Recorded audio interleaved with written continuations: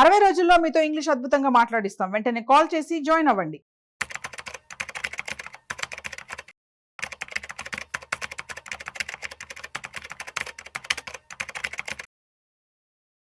Hello నమస్తే, welcome to Suman TV. ప్రస్తుతం మనతో పాటు mutual funds distributor Bonigala Salmon గారు ఉన్నారు. వీరితో మార్కెట్ విషయాల గురించి కొన్ని విషయాలన్నీ కూడా మనము డిస్కస్ చేద్దాం. హలో అండి, నమస్తే. నమస్తే అమ్మ కీర్తి. సార్ ఎలా ఉన్నారు? బాగున్నానమ్మ, దేవుడి దేవల్ల. Yes sir. So last time మనం మార్కెట్ గురించి మీరు చాలా డిస్కస్ చేశారు యాక్చువల్లీ. దాని తర్వాత అంటే కామన్గా అందరికీ వచ్చే డౌట్గా నేను కూడా రిప్రజెంట్ చేస్తున్నాను. ఏంటి అంటే అందరూ కూడా ఏంటంటే స్టాక్ మార్కెట్లో ఇన్వెస్ట్ చేసినప్పుడు చాలామంది అంటే కొన్ని ల్యాక్స్ మెంబర్స్, కొన్ని క్రోర్స్ మెంబర్స్ లాభపడేది కొంతమంది అయితే నష్టపోతూ ఉంటారు చాలా ఎక్కువ పర్సంటేజ్. అయినా కానీ మీరు మార్కెట్స్లో ఇన్వెస్ట్ చేస్తేనే బెటర్ అని ఎందుకు అంటున్నారు అసలు?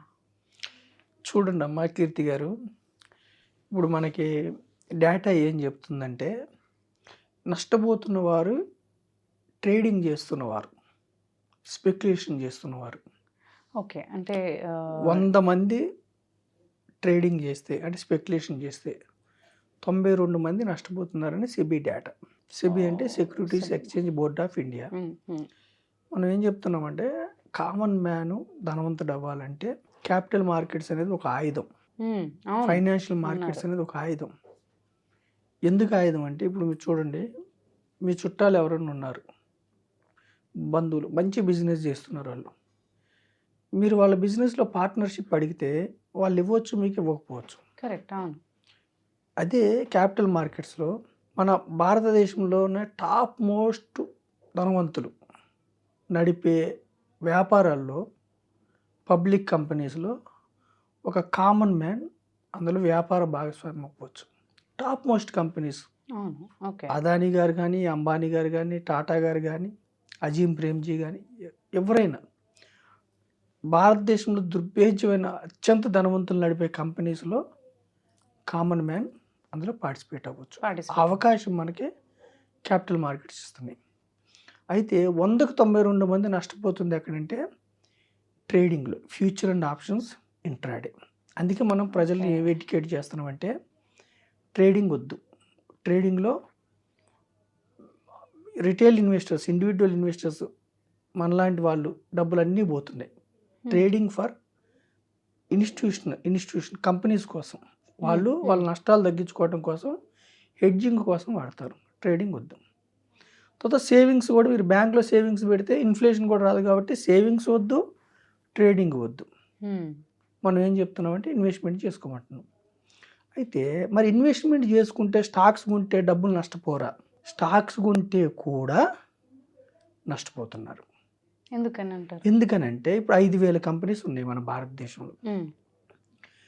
మీరు కొన్న స్టాక్ బిజినెస్ బాగుంటేనే మీకు స్టాక్ ప్రైస్ పెరుగుతుంది. మీరు కొన్న కంపెనీకి లాభాలు వస్తేనే మీ స్టాక్ ప్రైస్ పెరుగుతుంది, మీరు ధనవంతులు అవుతారు. అంటే చాలా మంది అడ్వైస్ తీసుకునే బెస్ట్ స్టాక్స్, బెస్ట్ ప్లేసెస్ పెడుతుంటారు కదా. యాక్చువల్గా స్టాక్స్ కొనే వాళ్ళు చేయకూడని పని ఏమిటంటే యూట్యూబ్లు చూసి కొంతమంది సలహాలు చెప్తూ ఉంటారు. ఓకే, నాకు F&Oలో ఇంత డబ్బు వచ్చింది అని చూపిస్తూ వాళ్ళ ఇన్ఫ్లుయెన్స్తో మీరు ట్రేడింగ్ చేయొద్దు. అలాగే టిప్స్ ద్వారా మీరు చేయొద్దు. టిప్స్ ద్వారా స్టాక్స్లో ఇన్వెస్ట్ చేయొద్దు. మీకు మీరు జ్ఞానం పెంచుకొని, ఎవరైతే కంపెనీస్లో ఓనర్షిప్ తీసుకోవాలనుకున్నారో మీకు మీరు జ్ఞానం పెంచుకొని చేసుకుంటే మంచిది. అయితే ఇక్కడ 5,000 కంపెనీస్లో ఇప్పుడు భారతదేశంలో సుమారుగా 4,000 నుంచి 5,000 కంపెనీస్ సెబీ దగ్గర లిస్ట్ అయి ఉన్నాయి. Government of India, securities exchange board of India దగ్గర పబ్లిక్ కంపెనీస్, అంటే అందులో మీరు ఎవరైనా ఓనర్షిప్ తీసుకోవచ్చు. ఓకే, ఇందులో ప్రతి సంవత్సరం అమ్మ కొన్ని కంపెనీస్ నష్టాలు వచ్చి బయటికి వెళ్ళిపోతూ ఉంటాయి. వాళ్ళ స్టాక్ వాల్యూ 0 అయిపోతూ ఉంటుంది. లేదంటే కొన్ని కంపెనీస్ ఒక 10 సంవత్సరాలు కూడా షేర్ వాల్యూ పెరగకుండా ఉంటుంది, డెడ్ ఇన్వెస్ట్మెంట్ అవుతుంది. సో మనం ఇక్కడ చెప్పేది ఏమిటంటే మీ ద్వారా ప్రజలకి ఎడ్యుకేషన్ ఏమి ఇస్తున్నామంటే సెన్సెక్స్ 79లో స్టార్ట్ అయింది. సెన్సెక్స్ ఈరోజు 2025, అంటే సుమారుగా 46 సంవత్సరాలు. ఎన్ని ఒడిదుడుకులు ఎదురైనా సెన్సెక్స్లో ఇన్వెస్ట్ చేసిన వాళ్ళకి 12 నుంచి 15% కాంపౌండెడ్ రిటర్న్స్ వచ్చినాయి. ఎన్ని ఒడిదుడుకులైనా ఓకే. అంటే వీళ్ళు షార్ట్ టర్మ్ పెట్టారా? లాంగ్ టర్మ్ 46 ఇయర్స్లో సెన్సెక్స్ 100 రూపాయలు, ఈరోజు 82,000. ఎవరైతే ₹1,00,000 పెట్టారో 46 ఏళ్ళ క్రితం, ఈరోజు 8,20,00,000. అంటే స్టాక్ రిటర్న్స్ వేరు, మార్కెట్ రిటర్న్స్ వేరు. ఓకే. స్టాక్ రిటర్న్ అంటే మీరు ఒక కంపెనీ స్టాక్ కొనుక్కుంటారు, ఆ కంపెనీకి నెట్ ప్రాఫిట్స్ బాగుంటే మీ స్టాక్ పెరుగుతుంది, ఆ కంపెనీస్కి నెట్ ప్రాఫిట్స్ లేకపోతే మీ స్టాక్ తగ్గుతుంది, లేదా రిటర్న్ రాకుండా డెడ్ ఇన్వెస్ట్మెంట్ అవుతుంది. ఓకే. ఇక్కడ మీకు నష్టాలు వచ్చే అవకాశాలు, స్టాక్ కొనుక్కుంటే అయితే మిక్కిలి ధనవంతులు అవుతారు. మీరు కొన్న స్టాక్ ఫ్లరిష్ అయితే, మీరు కొన్న కంపెనీ ఫ్లరిష్ కాకపోతే మీ డబ్బు 10 ఏళ్ళు కూడా పెరగకుండా ఉండొచ్చు, 15 ఏళ్ళు కూడా పెరగకుండా ఉండొచ్చు, కొన్ని జీరో కూడా అవ్వచ్చు, మైనస్లో కూడా ఉంటే డెడ్ ఇన్వెస్ట్మెంట్ అవ్వచ్చు. అప్పుడు మీకు ఎఫ్డిఏ బెటర్. సో మనం ఏం చెప్తున్నాము, స్టాక్ కొనుక్కుంటే నాలెడ్జ్తో కొనుక్కోవాలి. అసలు ఆ కంపెనీ ఏ రంగంలో ఉంది, ఆ కంపెనీకి ఆర్డర్స్ ఎట్లా ఉన్నాయి, ఆ కంపెనీ ఫైనాన్షియల్ స్టేట్మెంట్స్ ఎట్లా ఉన్నాయి, ఎంత లాభం వస్తుంది, ట్యాక్స్ కట్టకముందు ఎంత, ట్యాక్స్ కట్టిన ఎంత, విస్తరించే అవకాశాలు ఎట్లా ఉన్నాయి, డివిడెండ్స్ ఎలా ఉన్నాయి, ఇవన్నీ చూసుకోవాలి. ఇవన్నీ నాకు ఇంత నాలెడ్జ్ లేదు అనుకుంటే, మార్కెట్స్లో లాభాలని మనం ఎందుకు అంటున్నాం అంటే, మార్కెట్స్ అంటే ఏంటంటే మనం ఇక్కడ అనేది సెన్సెక్స్ అంటే ఇండియాలో ఉన్న టాప్ 30 కంపెనీస్ బాంబే స్టాక్ ఎక్స్చేంజ్లో లిస్ట్ అయిన వాటిని సెన్సెక్స్ అంటారు. నిఫ్టీ ఇండియాలో ఉన్న టాప్ 50 కంపెనీస్, మార్కెట్ విలువ ప్రకారం ఇక అంతకంటే పెద్ద కంపెనీస్ లేవు. Nifty top most national stock ఎక్స్చేంజ్లో లిస్ట్ అయి ఉన్న కంపెనీస్. నిఫ్టీ నెక్స్ట్ 50 అంటే ఫస్ట్ 50ని నిఫ్టీ 50 అంటారు, next 50 Nifty junior Nifty. Okay. తర్వాత నిఫ్టీ 101 నుంచి 250 కంపెనీస్ని నిఫ్టీ మిడ్ క్యాప్ అంటారు. ఓకే. ఇది మార్కెట్. 251 నుంచి నిఫ్టీ 500ని నిఫ్టీ 500 ఇండెక్స్ అంటారు. నిఫ్టీ 500 కంపెనీస్ అంటే టాప్ మోస్ట్ 500 కంపెనీస్, వీటిని ఇండెక్స్లు అంటారు. ఓకే. ఈ ఇండెక్స్లో మీకు ఏమి తెలియదు స్టాక్ మార్కెట్ గురించి, కానీ సెన్సెక్స్లో అంటే top most 30 companies Sensex index మీరు తీసుకుంటే గత 46 ఏళ్ళ నుంచి 12 to 15% వచ్చినాయి. 500లో నిఫ్టీ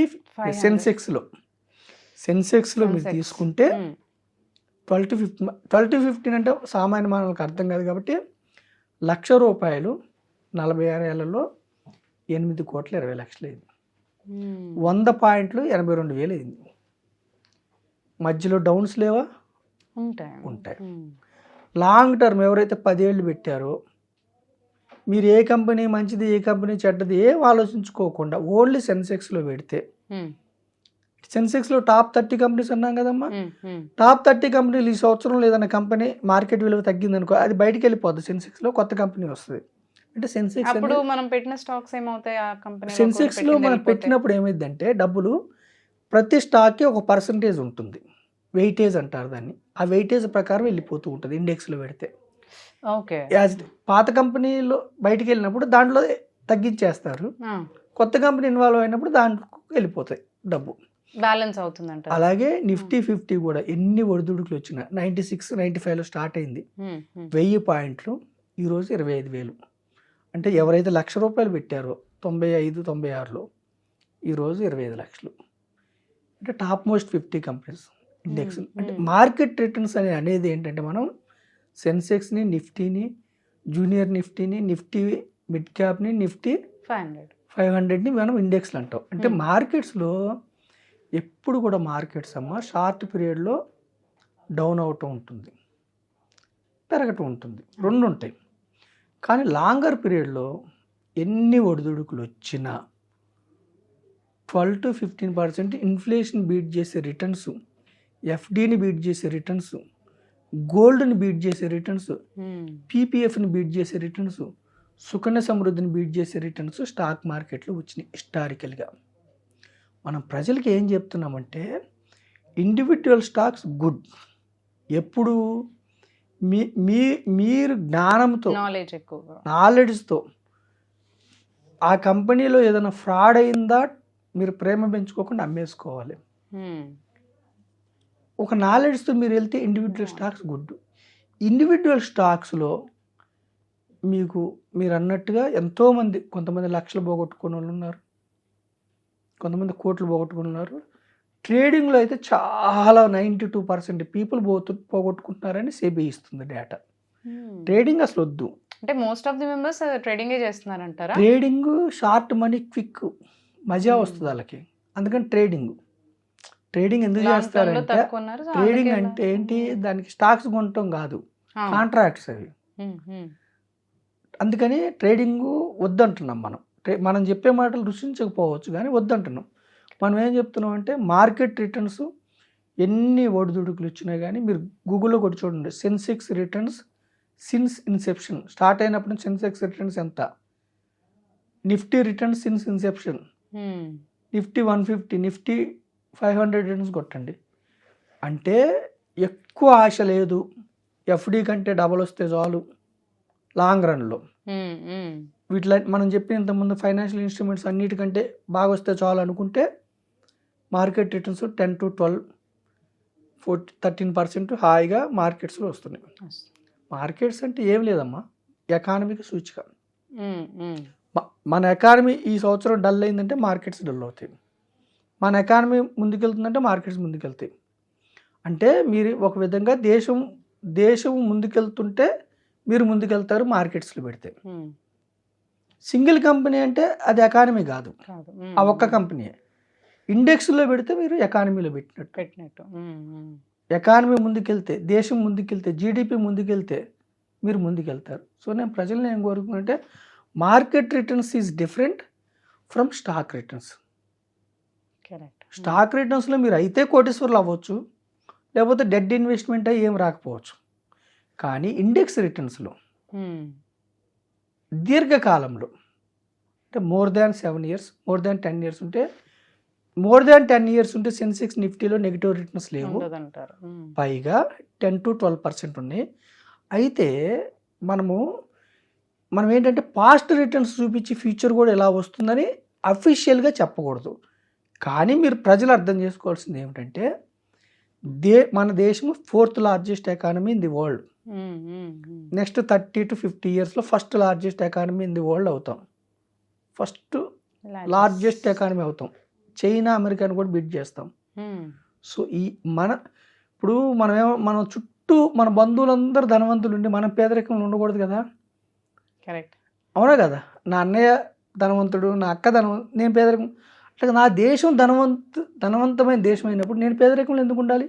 సో మార్కెట్లోకి రమ్మంటున్నాం. మార్కెట్ అనుకుని ట్రేడింగ్ చేయొద్దు, మార్కెట్ అనుకుని ఏదో చిన్న స్టాక్స్ కొనుక్కొని నష్టపోద్దు. లాంగ్ టర్మ్ కి మంచి నాలెడ్జ్ తో past and present knowledge Nifty 150, mid cap 150, Nifty 5 ఈ విధంగా చూసుకొని, మీకు అయినా డౌట్ ఉంటే ఒక ఫైనాన్షియల్ డిస్ట్రిబ్యూటర్, ఫైనాన్షియల్ అడ్వైజర్ సంప్రదించి మన ఎకానమీలో డబ్బు సంపాదించుకోమని నేను సుమన్ టీవీ ద్వారా ప్రజలకు కోరుకుంటున్నాను. Exactly sir. అంటే అదే మనకి బేసిక్గా అందరికీ ఉండే డౌటే చక్కగా క్లియర్ చేశారు. Thanks for sharing the information. Thank you అమ్మ కీర్తి.